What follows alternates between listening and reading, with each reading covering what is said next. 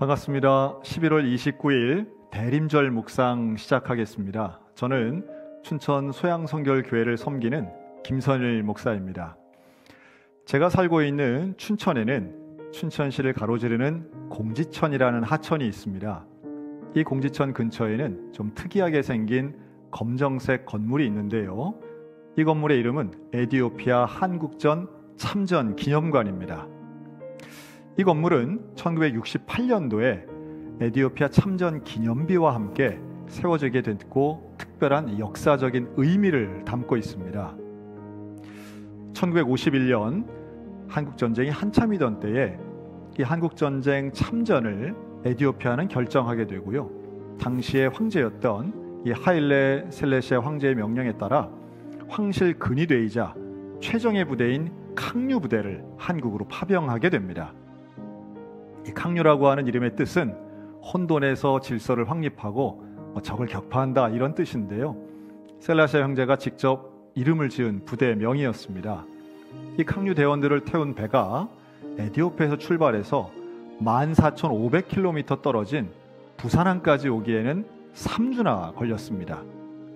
매일 배멀미에 시달리고 또 이 힘들고 긴 여행에 병사들이 지쳤는데요.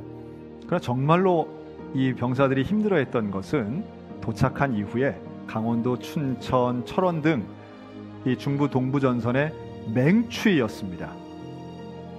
이 따뜻한 나라 에티오피아에 살던 청년들이 눈을 처음 본 건 물론이고요. 영하 30도에 육박하는 이 추위는 이들의 손가락이 다 얼어붙어서 방아쇠를 당기기조차 어려웠던 거죠. 어렵고 힘든 상황이었지만 이 캉류 부대가 올린 전과는 정말 대단했습니다. 6,037명이 파병이 되었던 이 부대는 122명이 전사했는데 536명 부상당하고요. 250차례가 넘는 이 전투를 수행하면서 단 한 명의 전쟁포로도 없이 모두 승리한 전승부대 역사를 쓰게 됩니다. 이들은 전쟁 영웅이 됩니다. 그리고 이 영웅적 행동을 귀국 후에 황제로부터 땅을 하사받고 치하되었는데요. 대한민국은 이를 기억해서 이 참전 기념비를 세우게 된 거죠. 하지만 이 전쟁 영웅들이 살던 이 에티오피아 땅에 변화가 일어납니다. 1974년 사회주의 정권이 들어서면서 완전히 상황이 달라지게 되죠. 당시에 동맹국이라고 했던 북한을 상대로 과거에 전투를 했다는 이유로 이 에티오피아 참전 용사들은 핍박을 받게 됩니다. 즉 전쟁 영웅에서 배신자의 낙인이 찍힌 이들은 직장에서 해고되고 연금이 축소되며 또 자녀들의 교육 기회도 박탈당하게 됩니다.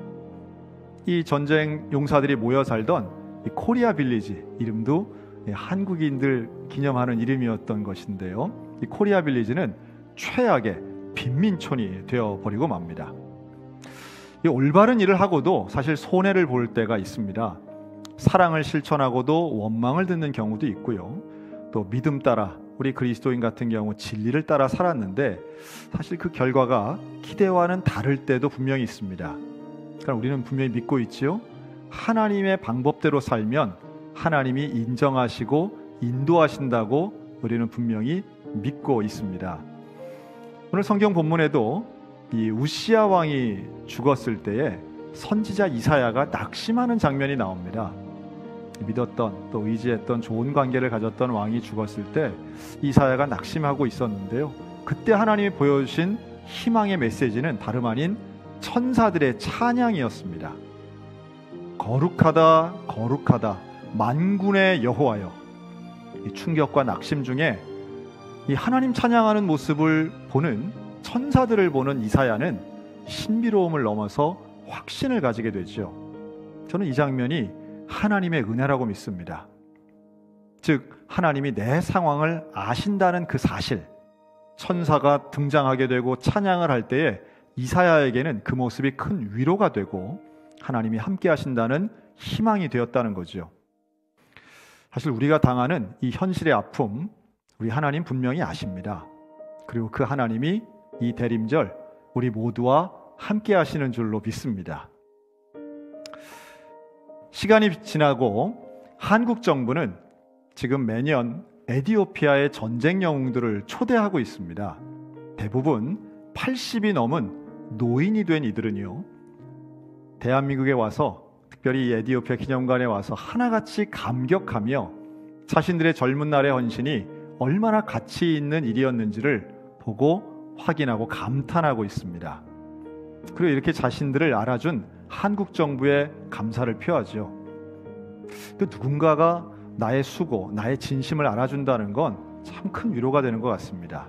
하나님도 마찬가지죠. 우리의 어려움, 우리의 억울함, 우리의 진심 분명히 잘 알고 계십니다. 이 기념관 입구부터 쓰여있는 글귀는 이렇습니다.